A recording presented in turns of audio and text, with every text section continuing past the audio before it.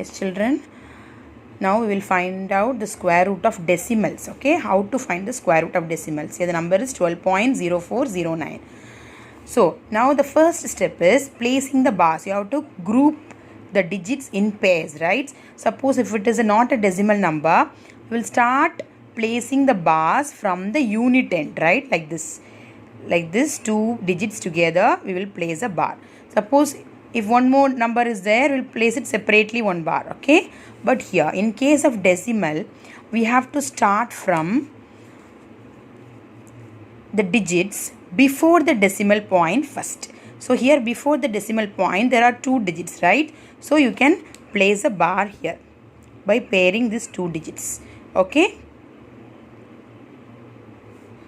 Now, we can keep placing bars after the decimal digit. So here we have 04, so you can place it like this, and 09.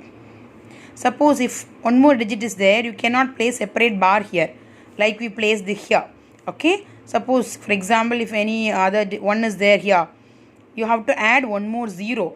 Adding zeros at the end of the decimal number will not change the value, okay? For example, 5.64 is equal to 5.640. Both are equal, right? Like that, if you have one more digit here, you can add one more 0 and just pair it. Clear, children? Now we'll start the process. Same like normal square root. How will you do? You have to look for a perfect square number. So here 12 is there, okay? What is the square number less than 12? Easily say 3 3s are 9. Because when you go 4 4s are, what will happen? It becomes 16, right? So we will get 9 here. 3 3s are 9. Next do the subtraction. 12 minus 9. It is 3 now. Okay, now what is the next step? We have a decimal point here. Once we complete the digits here before the decimal point, right, we can place a decimal point directly on the quotient, right? We completed 12, right? Okay, now what is the next step? We have to double it, right? So 3 2s are what? 6 here.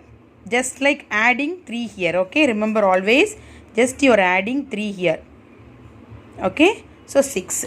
Now we will have a digit here. The same digit will come here also, okay? That's what I'm putting a box. Okay, now you can place the pairs. Next pair down, 04.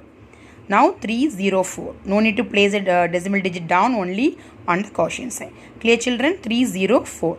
Now we have to find a number. The same number will appear here also, okay? We will find out which the product will be less than or equal to 304. We will find out, okay? 63 into 3. What will happen? 3 3s are 9, 6 3s are 18. It is very less. So 64 into 4 we will check. You can just look, the same numbers appears here, okay? So 4 4s are 16, remainder 1, 6 4s are 24, 256. So we'll look for another, so that we'll find out which is closer, okay? 5 5s are 25, 2 6 5s are 30, 325. It is greater, right? Greater than 304. So we will take this number. So it is 256. Clear, children? Okay, now do the subtraction. What is the number we put here? 4. So here also 4. So 64 4s are 256. Now do the subtraction. 48. Okay, now we will bring down the other pair. 09. Clear, children? Now you have to double. Don't double 3.4, double 34, okay? So it becomes 68. Just like adding 4 here, okay? 68. Whatever number you are placing here, same number you can add it. Same answer you will get, okay? If you double also 68, if you add 4 also 68, okay? So as I said, you have to keep some place for the other digit, okay? Okay, next you have to find here also the same digit appears, okay? So you have to find next 6 8. Which number will come here? You have to find out. So 6 8 we will find out for first 5. We want the product which is less than or equal to 4809, okay? Now 685 into 5 we will check it first. 5 5s are 25, 2 8 5s are 40, 42 4, 6 5s are 30, 3 4 2 5. Okay, next we will check for another number. 686 into 6. 6 6 are 36. 3 remainder.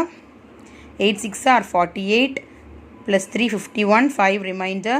6 6 are 36 plus 5 41.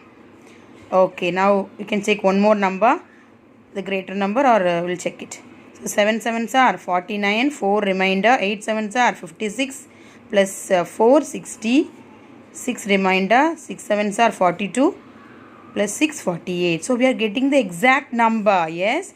So 4809 we are getting the product. So what is the number here? 2 digits here, 7, here 7, here also 7. So the remainder will be 0. So this is a perfect square, right? Perfect square number. Okay, not always you will get the perfect square number. You have to repeat the procedure like this, same like this. Clear, children? Yes, understand the concept, and I'll give some sums. Please practice doing that. Okay, thank you.